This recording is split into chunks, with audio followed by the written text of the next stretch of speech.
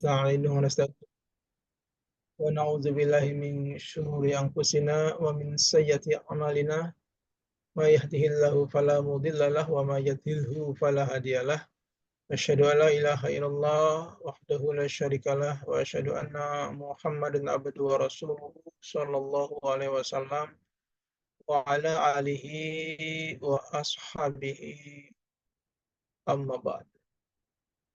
Kita lanjutkan kajian kita ringkasan syarah hadis Arba'in Nawawi. Kita masih bahas hadis nomor 2.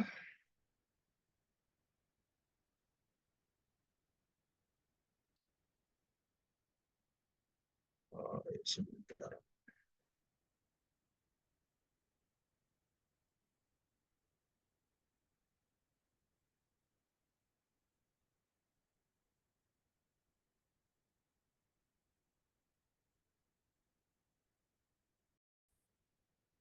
Hadis yang berbicara tentang Islam.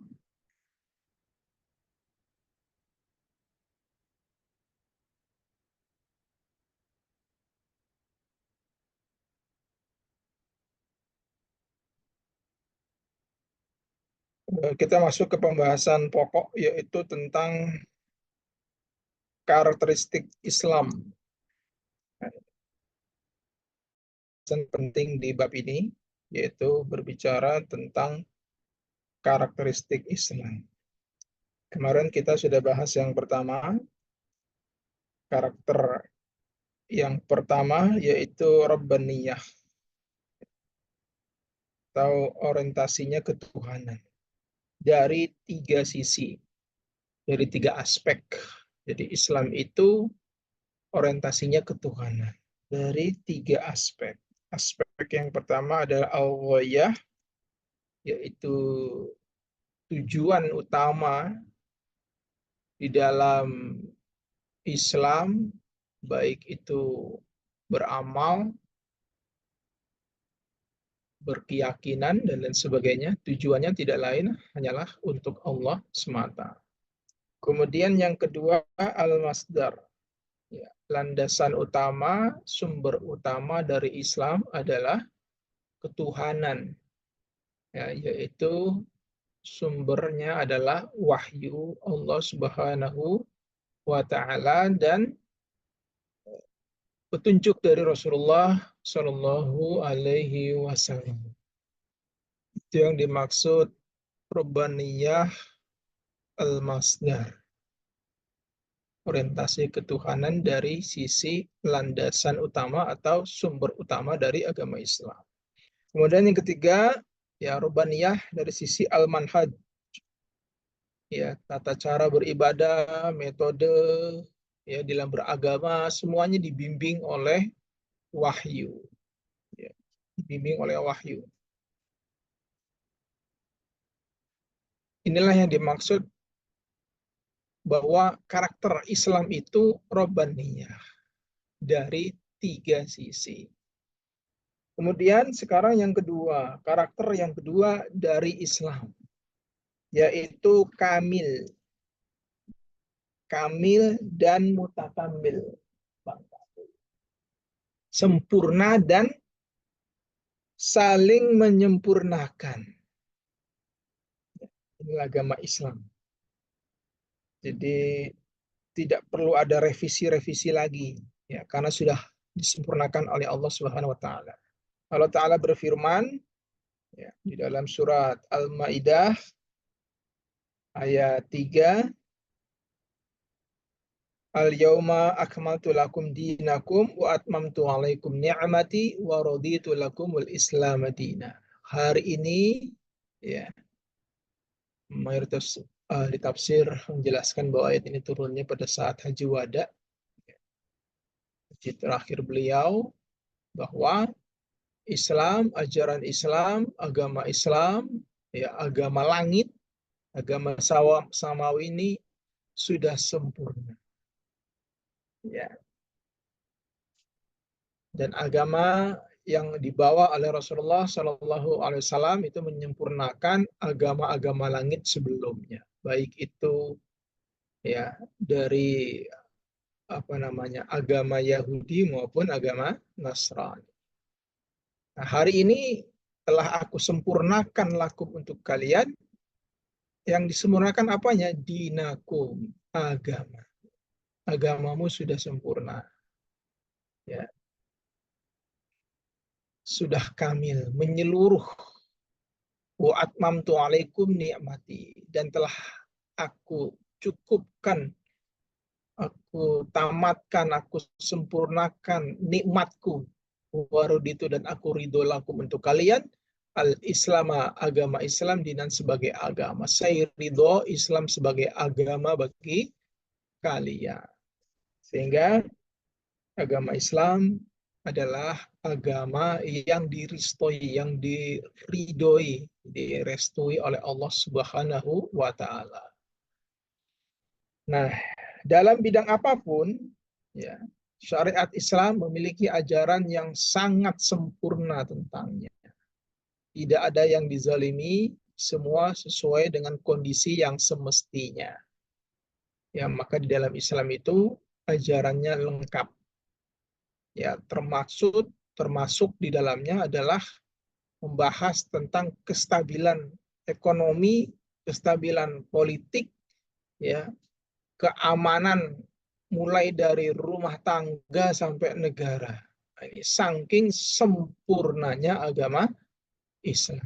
Termasuk salah satunya di dalamnya ada hukum kisos, ya, itu bukan menzolimi, ya, justru dengan hukum kisos itulah maka ya negeri ini menjadi terjamin keamanannya. Orang tidak sembarangan menzolimi orang lain. Nah, itu hanya ada di dalam syariat Islam. Begitu sempurnanya agama Islam. Dari segala sisi, segala aspek, ya, di dalamnya sudah ada undang-undang. Itulah yang dimaksud karakter yang kedua di dalam Islam adalah kamil dan mutakamil, sempurna dan saling menyempurnakan. Ya. Kemudian karakter yang ketiga, ya, karakter Islam yang ketiga yaitu integral atau menyeluruh. Kalau bahasa Arabnya syumuliyah, ya, syamiliyah, syumuliyah. Nah, aspek, ya, kemenyeluruhan Al-Quran ini atau agama Islam ini meliputi 3 aspek. Ya, jadi menyeluruh, komprehensif dari sisi apa saja, ada 3 sisi atau 3 aspek. Yang pertama, agama Islam itu menyeluruh atau sempurna atau komprehensif dari sisi zaman, ya, dari aspek zaman, dari dulu sampai nanti akhir zaman, ya, meliputi semua zaman. Nah, risalah Islam berlaku untuk semua zaman dan generasi. Dalam hal ini Allah Ta'ala berfirman di dalam surat Al-Anbiya ayat 25, "Wa ma arsalna min qablika mir rasulin illa nuhi ilaihi annahu la ilaha illa ana fa'buduni." Dan tidaklah kami mengutus min qablika dari sebelummu Muhammad mir rasulin seorang utusan. Jadi utusan manapun, siapapun utusannya, ya, baik dirimu dan utusan-utusan sebelummu, ya, Nabi Isa, Nabi Musa, Nabi Ibrahim dan seterusnya, semua para nabi dan para rasul ini, ya, semuanya poinnya sama, intinya sama, ya, tujuannya sama. Apa itu? Yaitu mentauhidkan Allah. Wahyu yang sama, yang tidak berubah.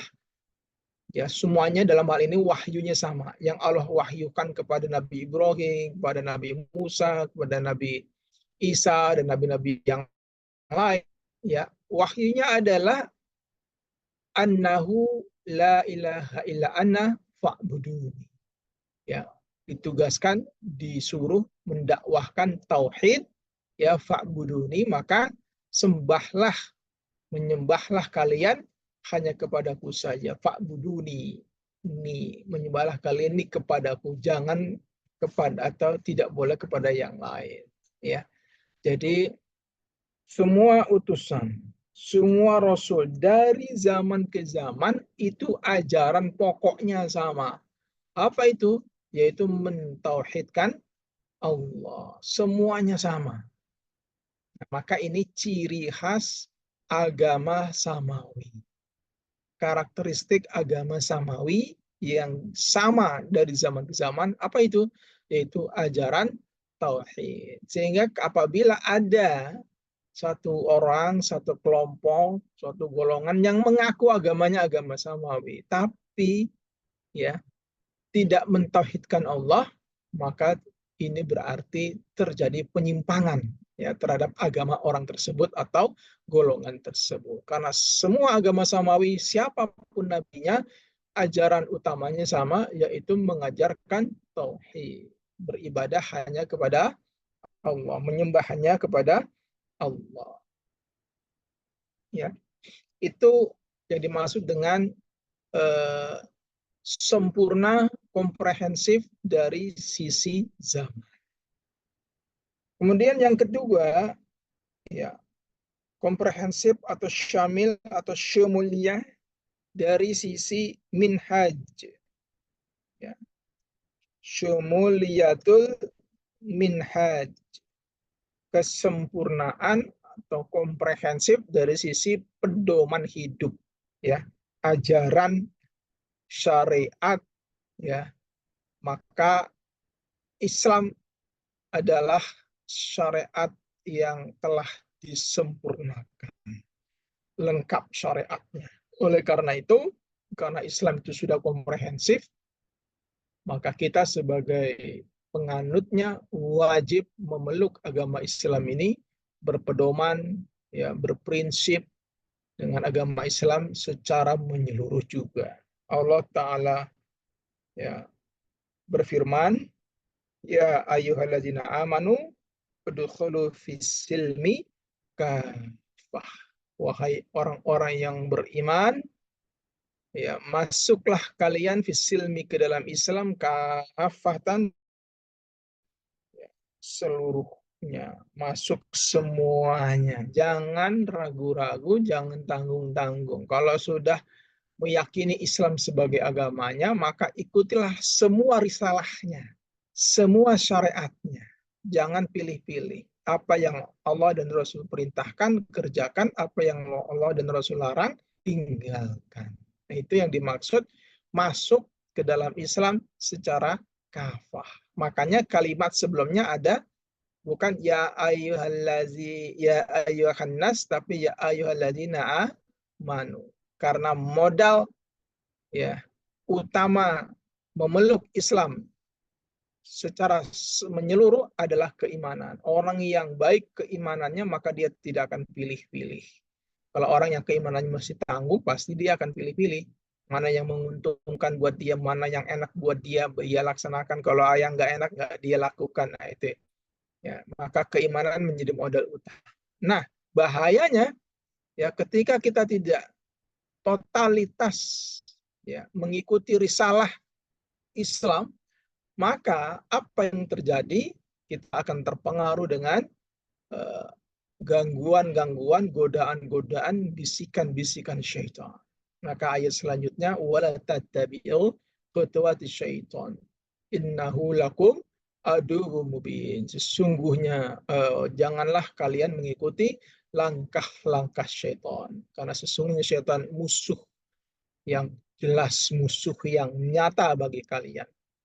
Jadi orang kalau nanggung keislamannya, ya nanggung mengikuti syariatnya, maka dia akan terpengaruh dengan langkah-langkah syaitan, akan mudah ya tergoda oleh syaitan. Sama kalau orang naik perahu ya di suatu rawa, kanan kirinya ada buaya, kalau duduknya di pinggir ya bisa diterkam oleh buaya. Awas, ada buaya itu, awas jangan minggir duduknya kayak di tengah-tengah. Nah, sama seperti itu kalau kita beragama Islam tapi ya masih tidak menyeluruh di dalam mengamalkan risalah Islam, maka apa yang terjadi akan terpengaruh dengan syaitan. Nah, maka kalimatnya khutuwat syaitan.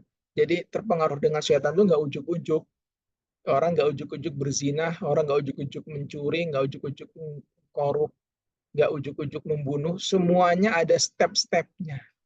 Nah, ini. Begitu halusnya gangguan syaitan, maka dia akan menarik kita sedikit demi sedikit. Ini bahayanya ketika seseorang tidak mengikuti ya risalah Islam ya secara kafah, secara sempurna.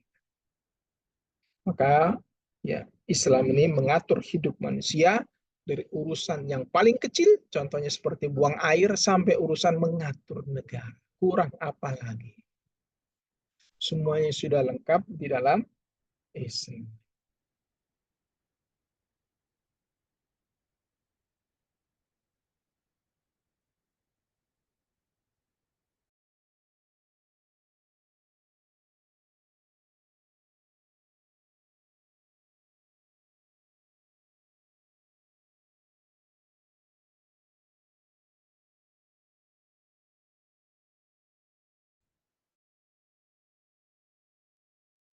Baik, itu yang kedua.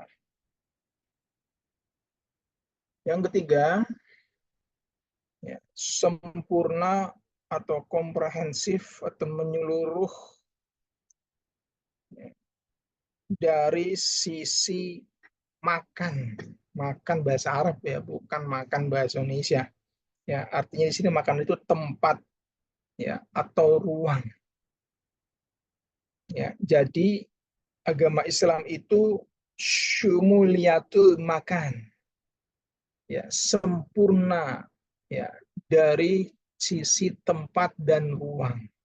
Di mana saja kita berada, disitulah ada Islam. Maka tidak boleh ada apa itu namanya, tidak ada alasan untuk tidak beragama Islam karena dalam suatu tempat. Jadi Islam merupakan pedoman hidup ya, yang tidak dibatasi oleh batas-batas ya, geografis tertentu.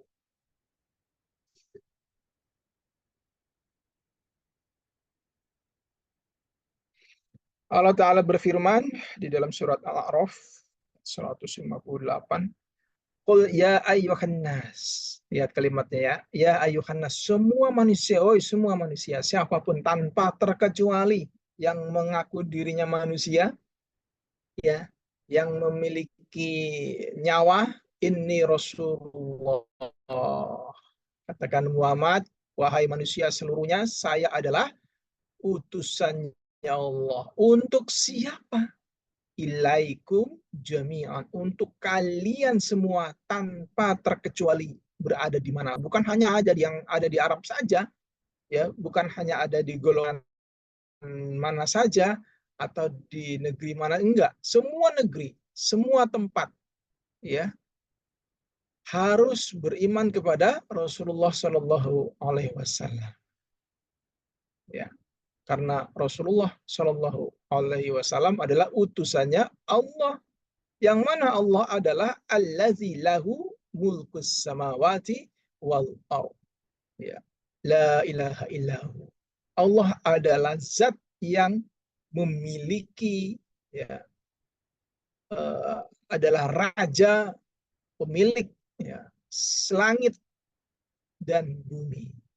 Jadi selama orang itu berada di bawah kekuasaan Allah, baik itu yang ada di langit maupun makhluk yang ada di bumi, dimanapun dia berada selama masih di bawah kerajaannya Allah, maka wajib ya dia beriman kepada Rasulullah Shallallahu Alaihi Wasallam, karena Rasulullah adalah utusannya Allah.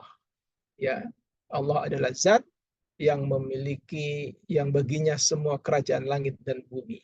La ilaha illallah, tidak ada sesembahan yang hak kecuali hanya Dia.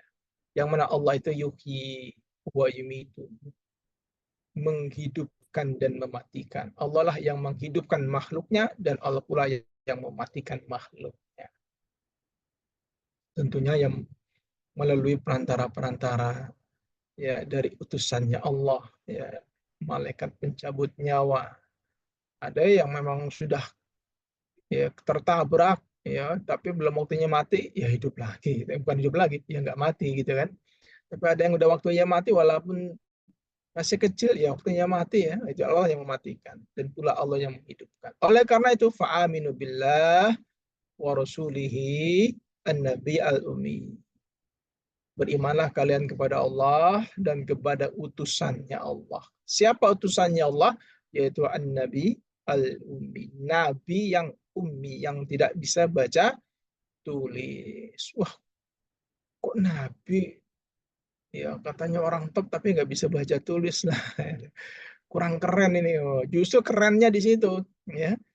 Karena apa? Karena kalau nabi bisa baca dan bisa tulis, wah ini bisa terjadi tuduhan bahwasanya Al-Quran adalah karangan Muhammad ya, karena beliau nggak bisa baca nggak bisa nulis ya, apalagi sampai mengarang syair segala macam ya kan. Ini menandakan bahwa yang beliau bawa adalah betul-betul wahyu dari Allah. Maka dari itu berimanlah kalian kepada Allah dan kepada utusan, yaitu Nabi yang ummi allazi yu'minu billah wa kalimatihi, orang yang beriman kepada Allah dan kepada kalimat-kalimatnya. Oleh karena itu ditegaskan lagi nih, ya bukan cuma beriman saya tapi wattabi'uhu, dan ikutilah dia, mengikutilah kalian kepada nabi tersebut yang Muhammad Shallallahu Alaihi Wasallam, la'allakum tahtadun, agar kalian mendapatkan petunjuk. Kalau ingin mendapatkan petunjuk, nggak usah bingung-bingung, ya cukup mengikuti Rasulullah Shallallahu Alaihi Wasallam, pasti dapat petunjuknya. Tentunya dengan arahan, ya, dengan bantuan, dengan bimbingan dari para ulama. Kenapa? Karena kita nggak ketemu langsung dengan Rasulullah. Kalau kita ketemu orang ini mukhatabnya para sahabat ketika itu, ya, yang bertemu langsung dengan Rasulullah. Tapi ini ayat berlaku untuk umum. Tentunya kalau para sahabat ya langsung ketemu dengan Rasulullah, langsung Rasulullah menunjukkan. Ya kalau kita nggak ketemu langsung dengan Rasulullah, siapa yang menunjukkan dengan petunjuk Rasulullah? Adalah ulama. Ulama menunjuk dengan petunjuknya Rasulullah Shallallahu Alaihi Wasallam. Ya demikian kiranya kajian kita kali ini. Insya Allah kita lanjutkan di pertemuan yang akan datang. Selanjutnya